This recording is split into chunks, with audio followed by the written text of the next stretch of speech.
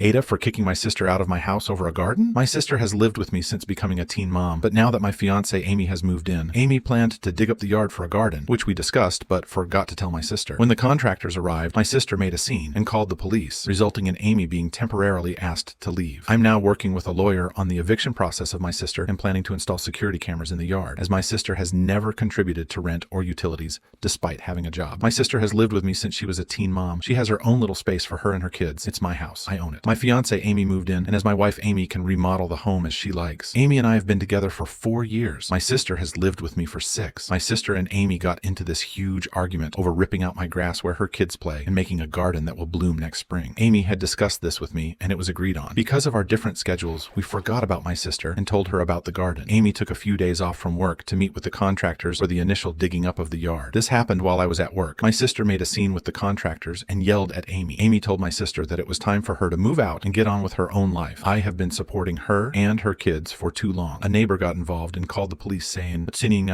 Amy wasn't authorized to have the contractors dig up the yard. Amy was asked to leave the property by the police with an overnight bag. This was supervised by the police because I was not reachable at work. My sister told me, "Can you believe this bitch ripping up the yard like that? I have to leave work and take my hour commute home to deal with my sister." I told her it's time for her to move out and she should have never been involved with the garden. It wasn't her place. It's not her fucking home. My sister was complaining that her boys love to play in that patch of grass, and she can't believe I would make changes to her play area without consulting her. Amy is fucking pissed at my sister and the neighbor. The neighbor tried to apologize, but I had to tell the neighbor there is no more coming over because she will be trespassed, and she had no business calling the police and making the situation worse. The neighbor explained she didn't know Amy was authorized to make those changes, and I told the neighbor too fucking bad. She's banned from the property even though she's friends with my sister and their kids play together. I told my sister that her and the boys have to go, and she needs to be out by the new year or we'll take legal action on her. My sister keeps crying and apologizing, but her actions showed Amy what her married life would be like with my sister lived with us, and I'm putting my wife first, and my sister has to go. Edit. Amy and I talked to a lawyer, and we are getting the legal paperwork together for my sister's eviction. The lawyer also suggested cameras for the yard, and those will be installed next week. I'm sending my sister legal notice of the cameras being installed to cover my ass per the lawyer's request. I do not blame the police for their reaction, and neither does Amy. Our destination wedding is upcoming in a few weeks. My sister was not going because of her relationship with our parents, but the cameras will be installed by then with the legal notice. My sister is not to tamper with the cameras or make any cosmetic changes to the property while we are out of town. Edit. My sister has never paid rent or utilities or any other upkeep of the home. We have a maid that comes every other week to do basic cleaning because the house gets dirty with the kids. My sister does have a job, and both Amy and I do watch the boys several nights a week. Relevant comments. Commenter, NTA. You took your sister in because she was a teen mom and supported her financially, as I understand it, for at least 6 years. You talk about kids, plural, among other things. Did she get pregnant after moving in with you? I also have to wonder, what about the father? Your parents? Regardless of the answers, your sister has behaved very badly. She's a guest in your house, she's being supported, and she even has the nerve to meddle in your future wife's renovations? The one you've been with for 4 years now? Entitled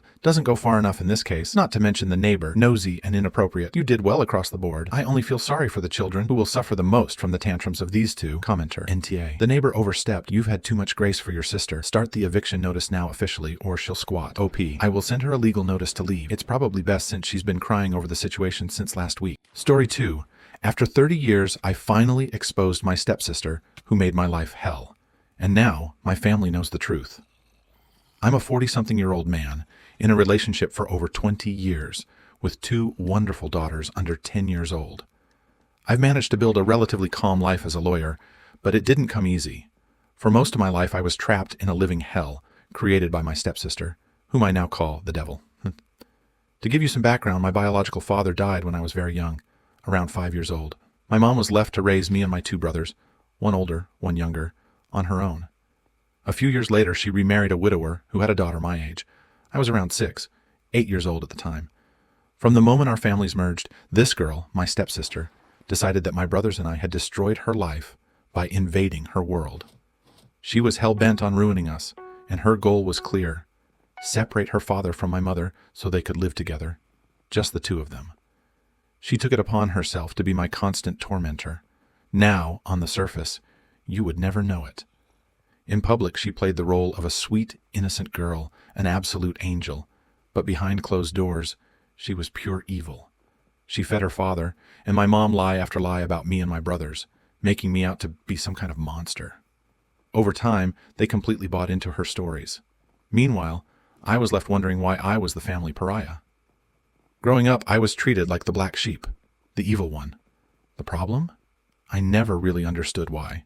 I was the only one in the family who didn't receive an allowance ever, the only one not allowed to drive, the only one who wasn't sent abroad to study for a year like my brothers, the only one whose friends were not allowed to come to the family house, the one who was constantly beaten. You get the picture. I didn't even get to have a cell phone when all my peers were getting them in the 90s. I wasn't allowed to go away for weekends with friends, and if I wanted to go out, I had to sneak out because asking for permission was a guaranteed no, just for laying some dumb examples I can think of right now.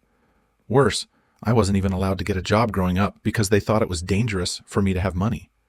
When I finally got selected by a very prestigious lawyer to work and learn with him in my second semester at the university, I was thrilled.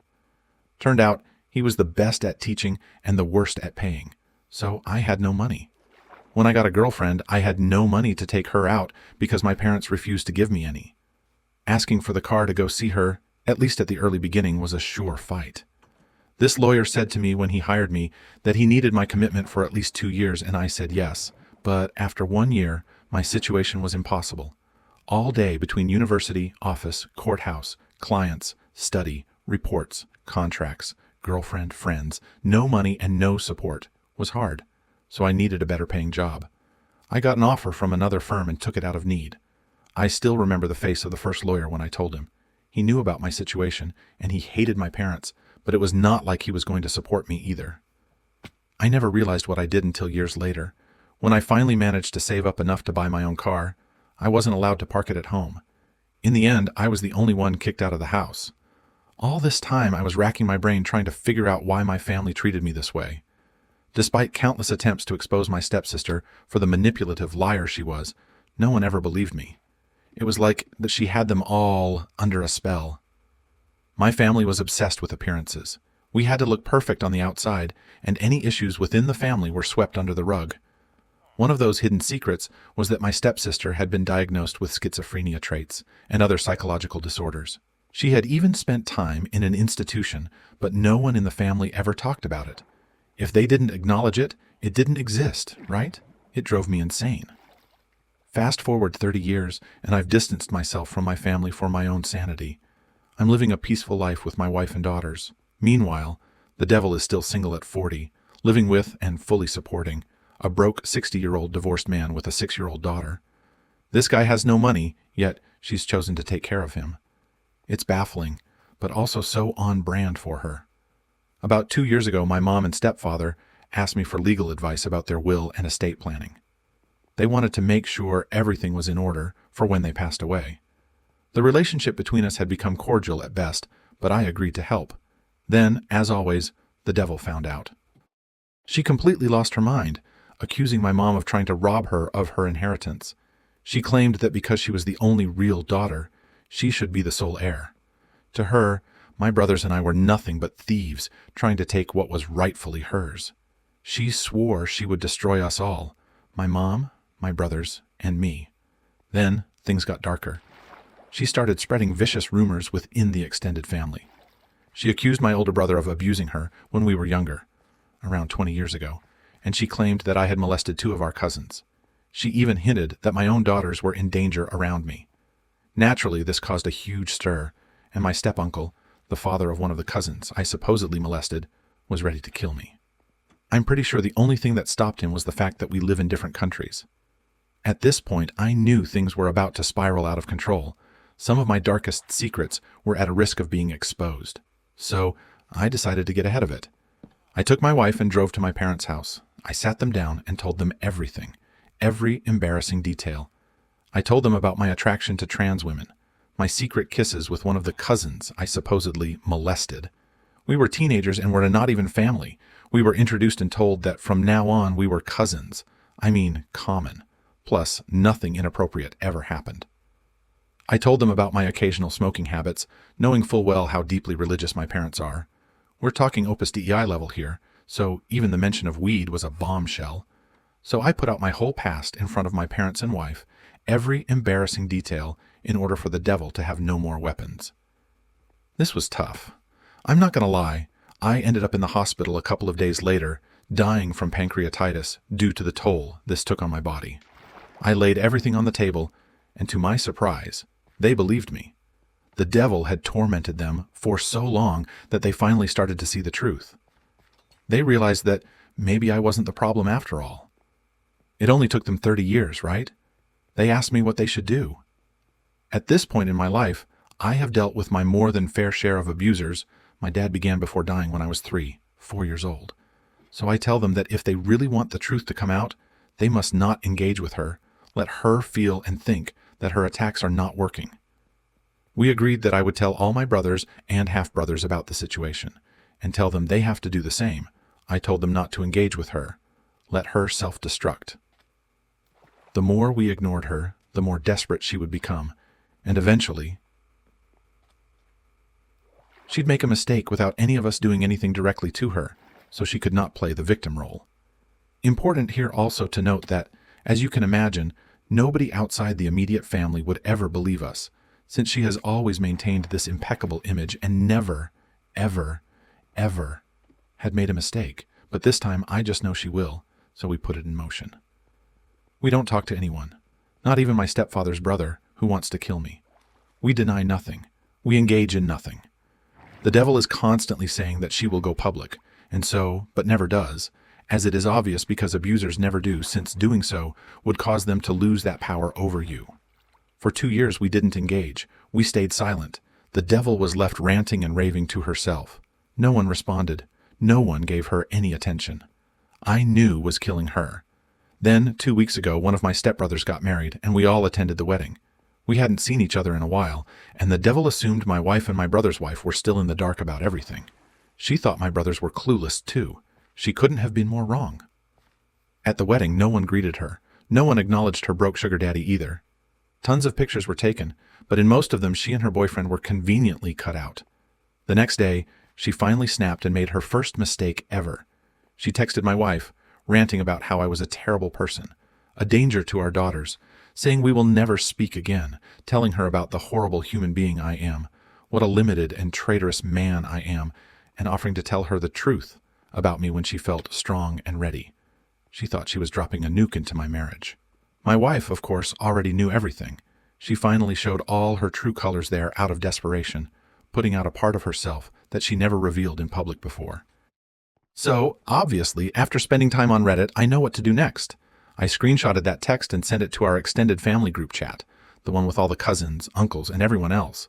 I finally exposed her after 30-plus years, publicly confronting her and asking her to tell everyone the truth she kept threatening to reveal.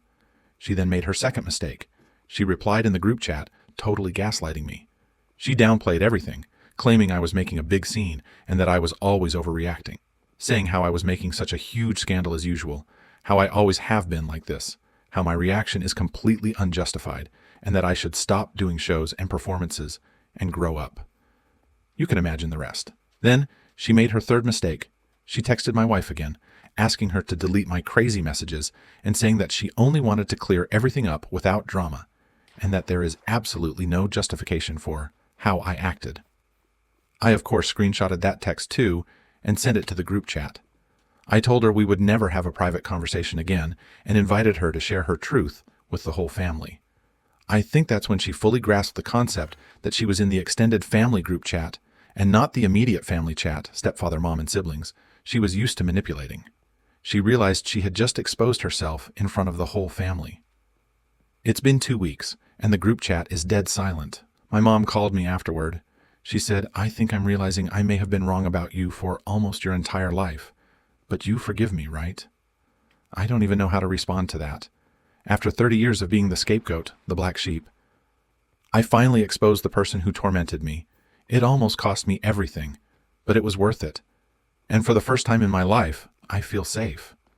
I never realized I didn't know how safe felt.